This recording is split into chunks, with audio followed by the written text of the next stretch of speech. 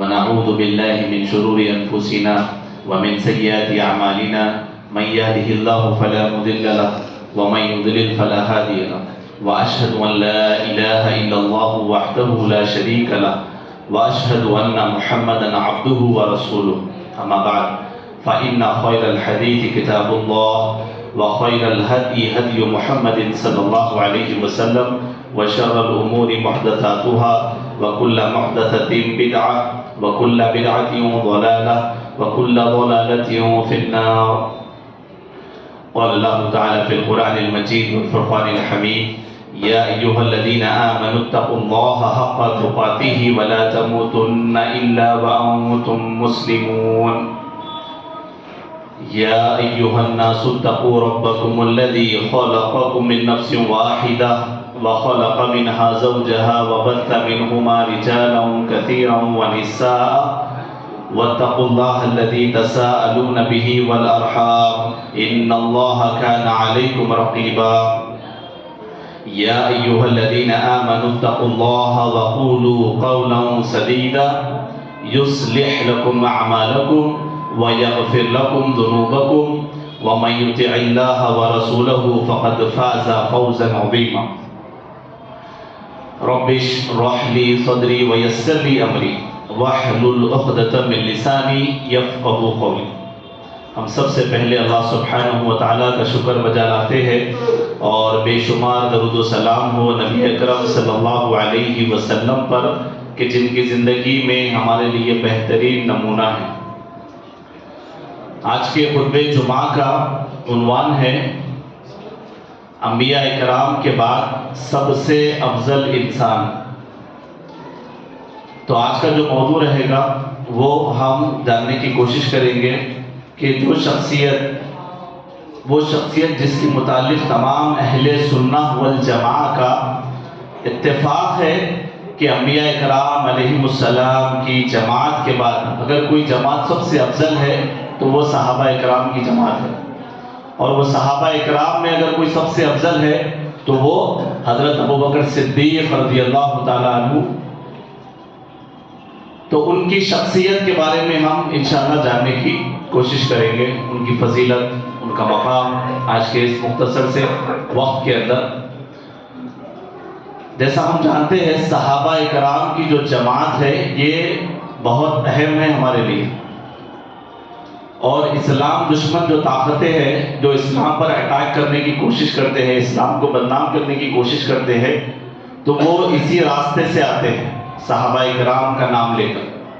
کیونکہ صحابہ اکرام اسلام کی متعلق جتنی تعلیمات ہے وہ اس کے گواہ ہے، وہ اس کے راوی ہے.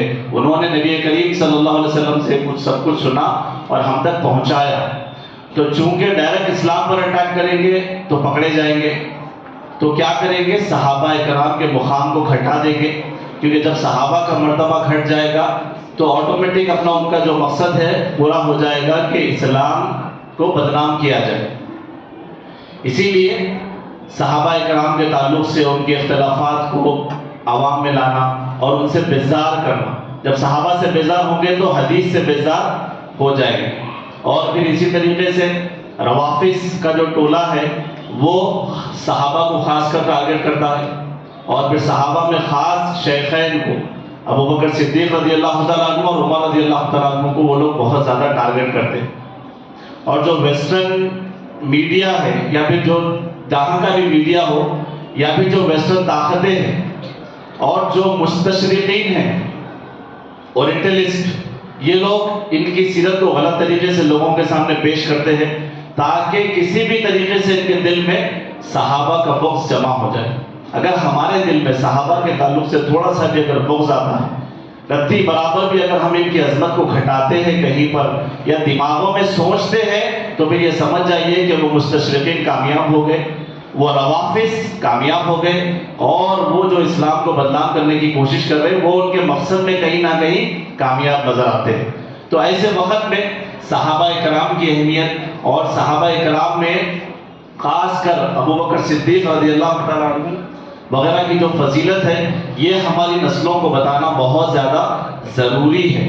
اور آج کا جو ترقی یافتہ دور ہے، ایسے دور میں جو دنیا میں معمولی سی ترقی لے چکے ہیں ان کو بڑا ہیرو بنا کر پیش کیا جا رہا ہے. بچوں کا سلیبس دیکھیے یا پھر کہیں پر بھی ہم دیکھتے ہیں تو کہیں پر بھی ہم کو نبی اور صحابہ کو نمونہ بنانا یہ تعلیم نہیں دی جاتی ہے. کہیں نہ کہیں جو ہے کسی کو لے کر لے آ جاتے ہیں کہ یہ بڑے کھلاڑی ہے، یہ بڑے ہیرو ہے، یہ ایسے ہے، تو بچوں کے ذہنوں سے صحابہ کا تعارف ختم ہو رہا ہے. ایک حیدرآباد کا بہت جانا مانا کالج ہے، میں اس کا نام یہاں سے نہیں لے سکتا ہوں. اس کالج کے سامنے ڈر کر ایک چھوٹا سا سروے کیا گیا اور صحابہ کے نام وہ بچوں کے سامنے پیش کیے گئے. اور وہ جو کالج تھا اس میں گریجویشن لیول کے اور پوسٹ گریجویشن لیول کے دونوں اسٹوڈنٹس وہاں پر موجود تھے. تو ان سے پوچھا گیا کہ ابوبکر صدیق کون ہے، عمر رضی اللہ تعالیٰ عنہ کون ہے، عثمان رضی اللہ تعالیٰ عنہ کون ہے، علی رضی اللہ تعالیٰ عنہ کون ہے. تو جب نام بتائے تو وہ پڑھنے والی بچیاں جو ہے بتا رہی ہے شاید انہوں نبی ہوں گے.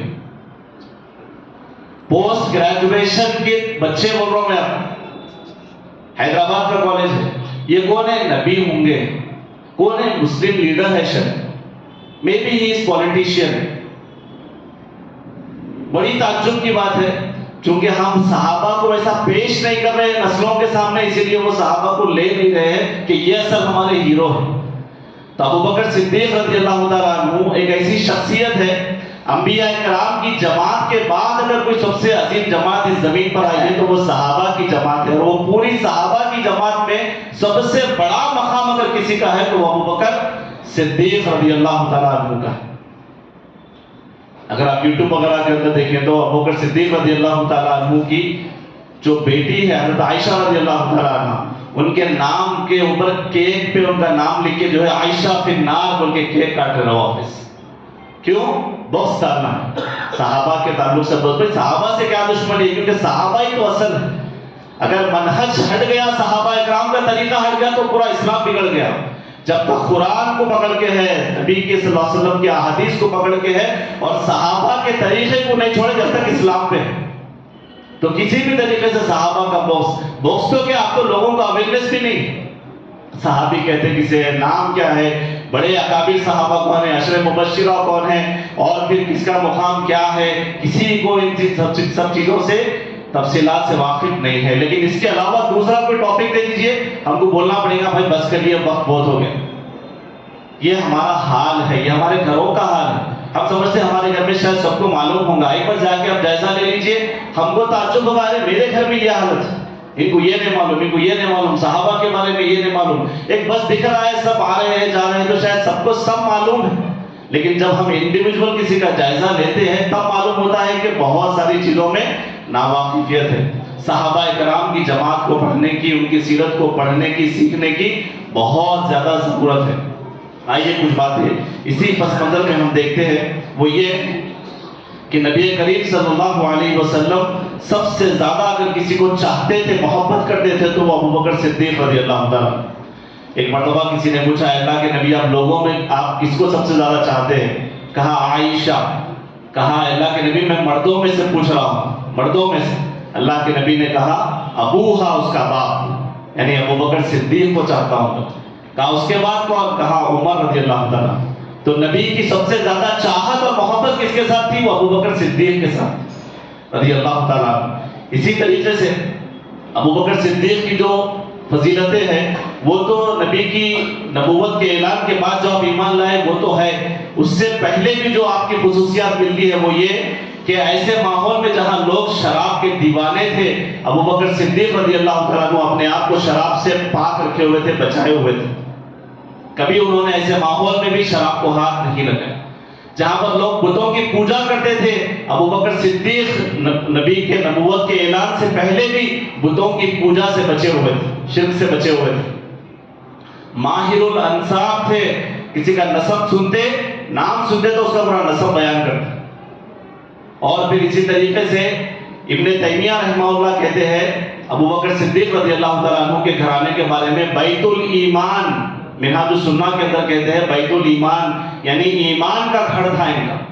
آپ ایمان والے، آپ کے والد ایمان والے، آپ کا بیٹا ایمان والا، پھر ان کا بیٹا ایمان والا، ان کا بیٹا ایمان والا، اور پورا گھرانہ دین کی خدمت میں لگا ہوا تھا.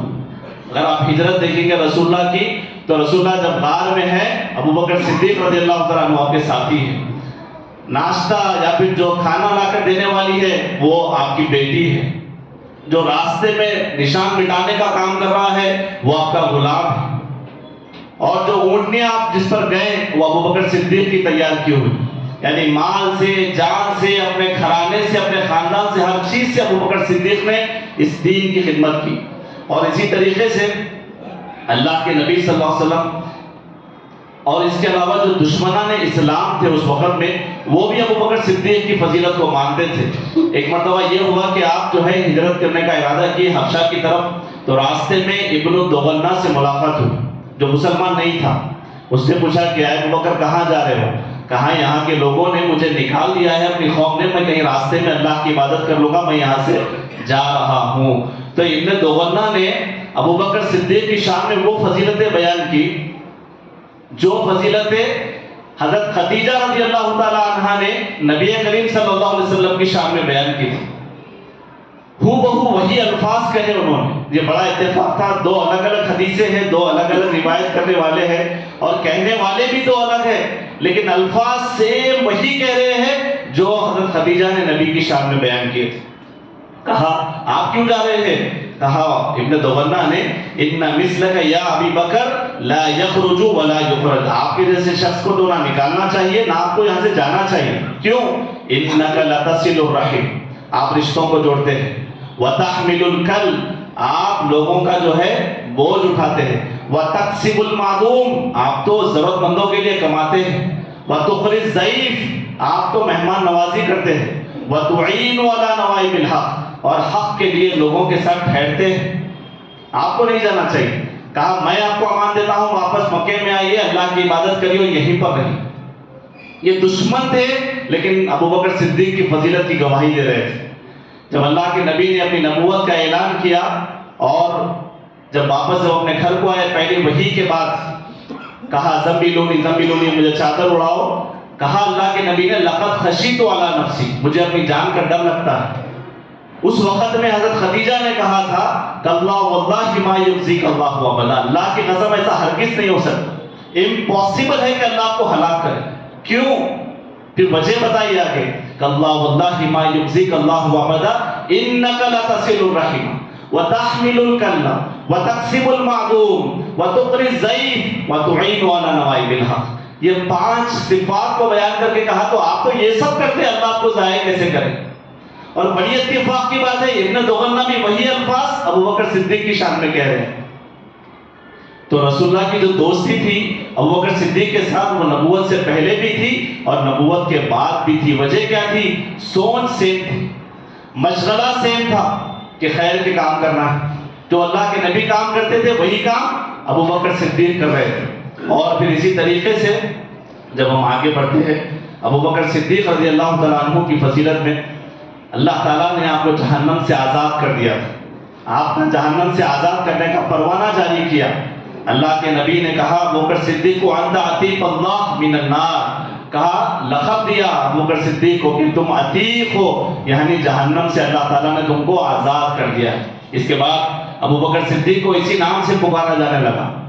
اور اسی طریقے سے 10 جو عشر مبشرہ ہیں جس کو اللہ کے نبی نے نام لے کر دنیا میں جنت کی بشارت دی تھی، ان 10 میں سب سے پہلا نام ابو بکر صدیق کا رضی اللہ تعالیٰ۔ اللہ کے نبی نے کہا ابو بکر فی الجنہ، عمر فی الجنہ، علی فی الجنہ، عثمان فی الجنہ، و طلحہ فی الجنہ، و زبیر فی الجنہ۔ 10 نام لیے، سب سے پہلا نام کہا ابو بکر فی الجنہ۔ ابو بکر کو رضی اللہ تعالیٰ عنہ کو اللہ کے نبی نے جنت کی بشارت دی۔ اسی طریقے سے اللہ کے نبی صلی اللہ علیہ وسلم نے ایک اور حدیث ہم کو ملتی ہے کہ جو اللہ کے راستے میں جوڑا خرچ کرتے ہیں قیامت کے دن انہیں پکارا جائے گا یا عبداللہ ھذا خیر، کہا جائے گا اللہ کے بندے یہ بہتر ہے۔ فمن کان من اہل الصلاح، اور جو اہل صلاح نمازی ہوں گے ان سے کہا جائے گا دعی من باب الصلاح، تم صلاح یعنی باب صلاح سے جنت میں آ جاؤ۔ جنت کے دروازے، ایک دروازے کا نام ہے باب الصلاح، تو نمازیوں کو کہا جائے گا کہ آپ باب الصلاح سے یعنی نماز پڑھنے والے اس دروازے سے جنت میں آ جاؤ۔ اور پھر اللہ کے نبی نے آگے کہا ومن کان اہل جہاد، مجاہدین سے کہا جائے گا دعی من باب الجہاد کہ تم لوگ مجاہد اس راستے سے اندر آ جاؤ. ومن کان من اہل الصدقہ اور صدقہ دینے والوں سے کہا جائے گا دعی من باب الصدقہ صدقہ دینے والے باب صدقہ سے اندر آ جاؤ. ومن کان من اہل الصیام اور روزہ رکھنے والوں سے کہا جائے گا دعی من باب الریان تم باب ریان سے اندر آ جاؤ. تب اللہ کے نبی صلی اللہ علیہ وسلم نے یہ بیان کیا تو ابو بکر صدیق نے پوچھا اللہ کے نبی سے یا رسول اللہ ما علی احد یدعا من تلک الابواب من ضرورہ جس کو ان تمام دروازوں سے بلایا جائے گا اس کو تو کوئی ضرورت ہی نہیں ہوگی. فہل یدعا احد من تلک الابواب کلھا کیا اللہ کے نبی کوئی ایسا بھی ہوگا جس کو ان تمام دروازوں سے فرشتے آواز دیتے رہیں گے؟ ایک کو کہا جا رہا ہے کہ نمازی ادھر سے آئیے صدقے والے ادھر سے آئیے. کوئی ایسا بھی ہوگا امت میں جس کو ان تمام دروازوں سے بلایا جائے گا؟ اللہ کے نبی نے کہا صحیح بخاری اور مسلم کی حدیث ابو ہریرہ حدیث کے راوی اللہ کے نبی نے کہا وَأَرْجُو اللہ کے نبی نے کہا نعم ہاں ایسا ہوگا. اور آگے کہا وَأَرْجُو أَن تَكُونَ مِنْهُمْ ہاں ایسا ہوگا اور مجھے امید ہے کہ اے ابو بکر وہ تم ہوں گے جس کو فرشتے آواز دیں گے کہ ہر دروازے سے جنت میں آ جاؤ.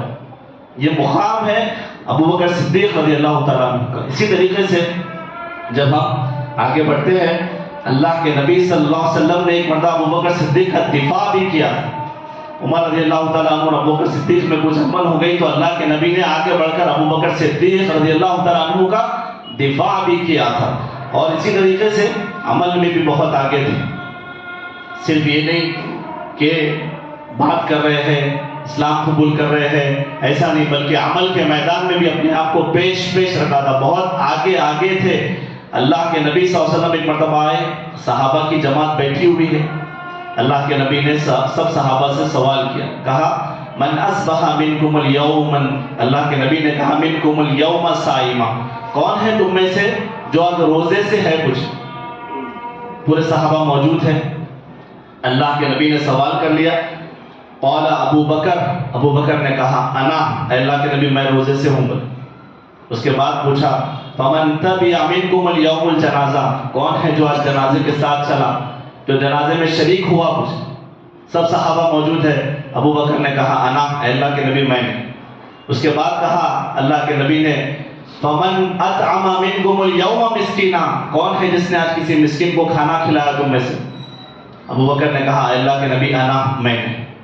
اس کے بعد اللہ کے نبی نے کہا فمن عاد منکم اليوم مریضا کون ہے جس نے مریض کی عیادت کی تم میں سے آج. ابو بکر نے کہا اللہ کے نبی انا میں نے. اللہ کے نبی نے جب یہ سب سنا کہا فقال رسول اللہ ما اجتمعنا فی امرئ الا دخل الجنہ جس کے اندر یہ سب اعمال جمع ہو جائے وہ یقیناً جنت میں داخل ہوگا. علماء بتاتے ہیں اس حدیث کی روشنی میں کہ یہ تو ایک ابو بکر صدیق کے اعمال کی فضیلت یہاں سے ہم کو ملتی ہے.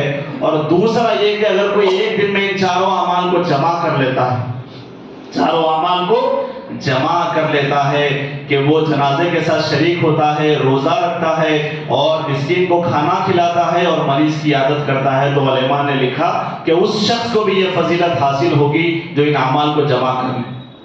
تو یہ روز موقع ہمارے پاس آ کر چلے جاتے ہیں. ابو بکر صدیق رضی اللہ تعالیٰ عنہ بہت پیش رہتے تھے اعمال کو انجام دینے میں.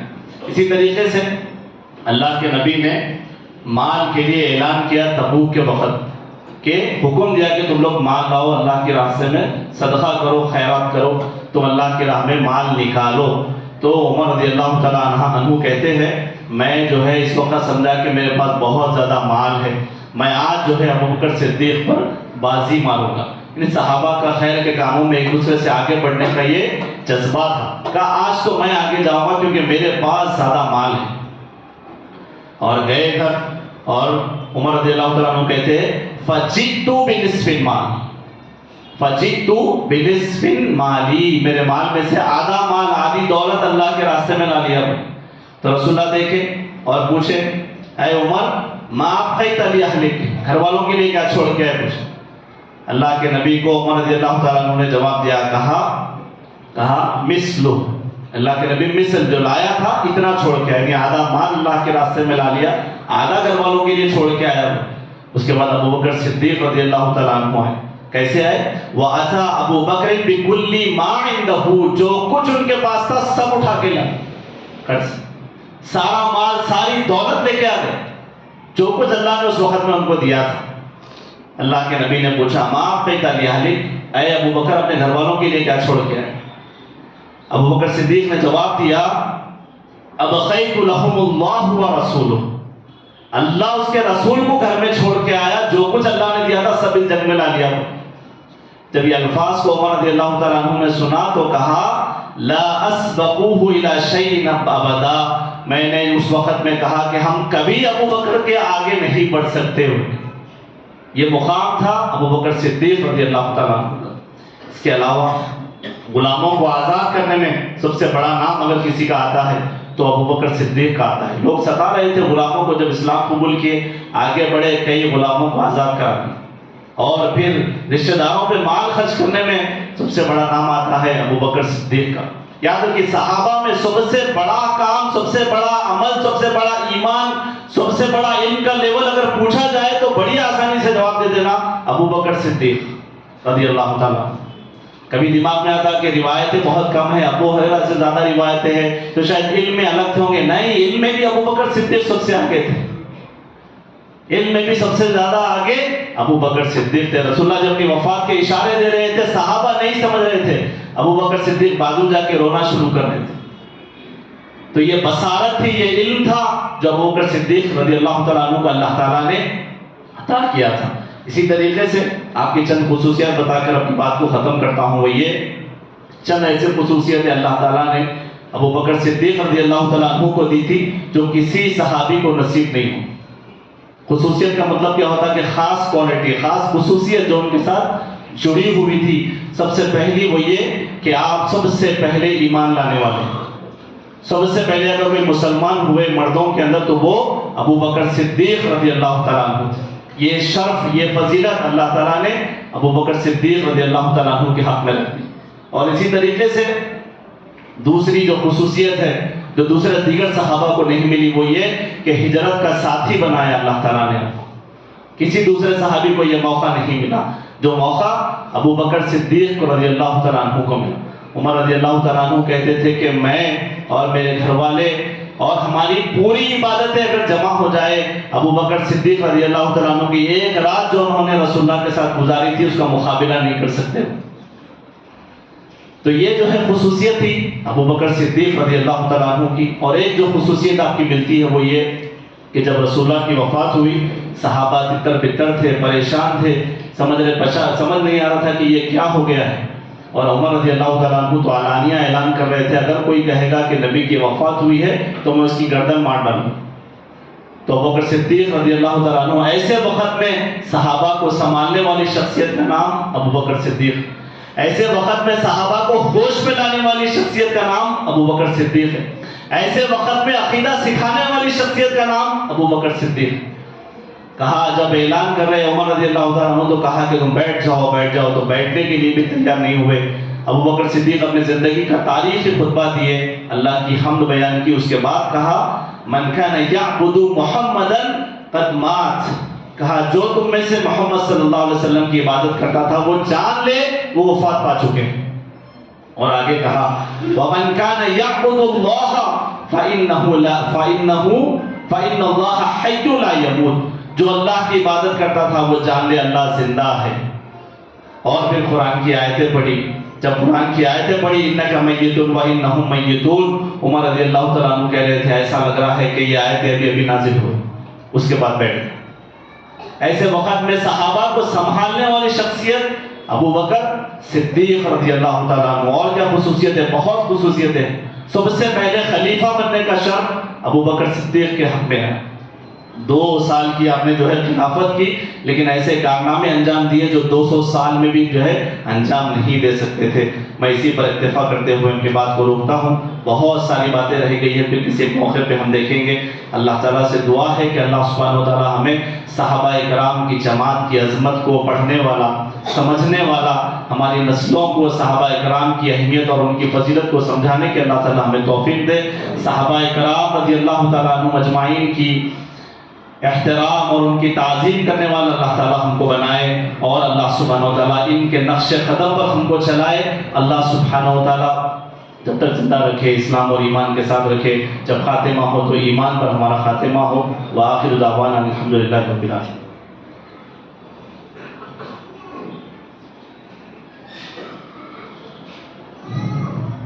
الحمدللہ والصلاة والسلام علی رسول اللہ وعلی آلہ واصحابہ اجمعین، اما بعد۔ ان اللہ وملائکتہ یصلون علی النبی یا ایھا الذین آمنوا صلوا علیہ وسلموا تسلیما۔ اللہم صل علی محمد وعلی آل محمد کما صلیت علی ابراہیم وعلی آل ابراہیم انک حمید مجید۔ اللہم بارک علی محمد وعلی آل محمد كما باركت على إبراهيم وعلى آل إبراهيم إنك حميد مجيد۔ إن الله يأمر بالعدل والإحسان وإيتاء ذي القربى وينهى عن الفحشاء والمنكر والبغي يعظكم لعلكم تذكرون۔